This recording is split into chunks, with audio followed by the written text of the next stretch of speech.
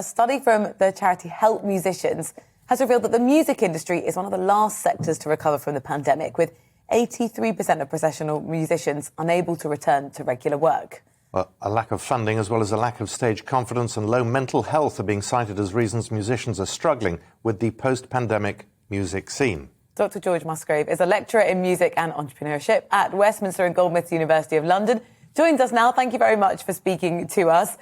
You know, we've been hearing about this sort of hassle of going out that we're living in right now, and people think, oh, there's just so much admin, I want to stay at home.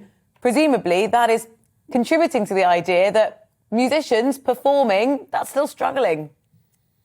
Yeah, I mean, that's certainly part of it. The notion that musicians are struggling and earning little money in a way is quite an old story. I mean, arguably musicians have kind of always been struggling and always been poor.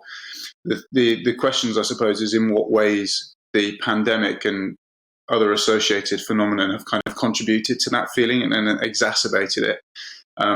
The idea that musicians are struggling with poor mental health is one that's really come through in the research that I do, which looks at that. And I mean, the mental health reported of musicians is extremely poor in terms of instances of anxiety and depression. And lots of this is to do with the nature of what it is like to be a musician today. There are lots of arguments that, you know, there's never been a better time to be a musician. And in many respects, you can see where those arguments come from. Increased opportunity to present your work online. You know, anyone can record music and upload it and then have it played on Spotify, and that's great. But as we're seeing from debates at the moment, the ideas of kind of poor payment for streaming rates that are uploaded on Spotify, and just the idea of like, when everyone speaks at once, how can anyone be heard type of argument, that the level of competition for being a musician is absolutely ferocious. The fact that it's like culturally encouraged as something that's a good thing to do and to, you know, sign up and take part and be a musician. And actually the experience of being a musician for lots of people is actually really, really very difficult. And the pandemic has just exacerbated this with, you know, the closure of live, difficulties in performing live, as you say, people's reluctance to go out, to increasingly go out. It sort of creates a bit of a perfect storm in a way for what it feels like to be a musician, like the emotional experience of being a musician.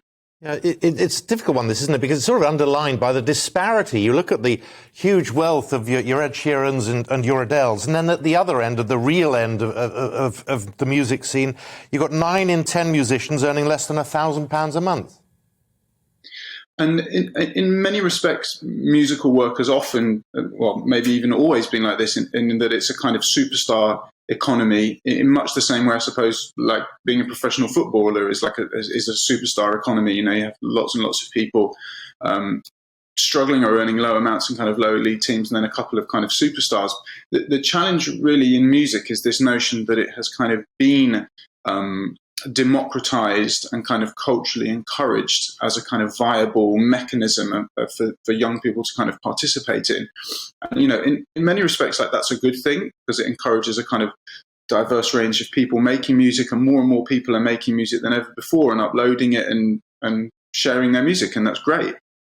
But at the same time, you can see from the numbers of what this kind of looks like economically, kind of how it plays out. You know, competition, the notion of competitive marketplaces is it produces a tiny amount of winners. And what's left over at the end results in accurate and meaningful conversations that people are having around, well, how do we support this economy and this infrastructure, which we're told is so important to the UK economy. You know, now that we don't dig things out of the ground and make things out of iron anymore, it's like, you know, the UK has been heralded as this knowledge economy. You know, part of the knowledge economy, of course, are musicians and the music that they produce. But the fact is, the musical economy, which is so important to the UK economy in terms of its contribution, it is quite economically dysfunctional for the people that participate in it. You know, someone is getting rich out of music. The reality is that most of the time it's not the musicians. I mean, Lucian Grange, who's the CEO of Universal, earned more this year than all songwriters and musicians in the UK put together. So if you're an aspiring musician, maybe you're considering your options. Shall I go to university, apprenticeship, be a musician? Are there any words of hope? I mean, look, I've been a musician. I've been signed to Sony and EMI, and so I know the journey of this that musicians and stuff go through. And many people think like that the work I do, because it's on mental health and looks at anxiety and depression amongst musicians, leads me to say, well, just don't be a musician, don't bother because it's horrible. But of course, like some of the most amazing times in my life have come from being a musician, and music is sort of one of the most important things in the world. But I think the notion that music can provide an economically viable and sustainable income stream for even the majority of the people that participate in it, the data does not really bear that out. And so I think it's always looking at good ways in which you can leverage your love and your passion for music into other forms of income and revenue that can sustain you.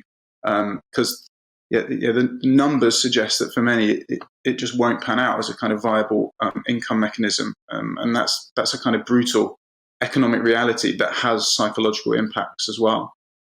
Yeah, we're getting a huge response to the story that's in a lot of the papers this morning, and this is the decision by the Brits to do away with the male artist, female artist thing. Is that something you have a view on?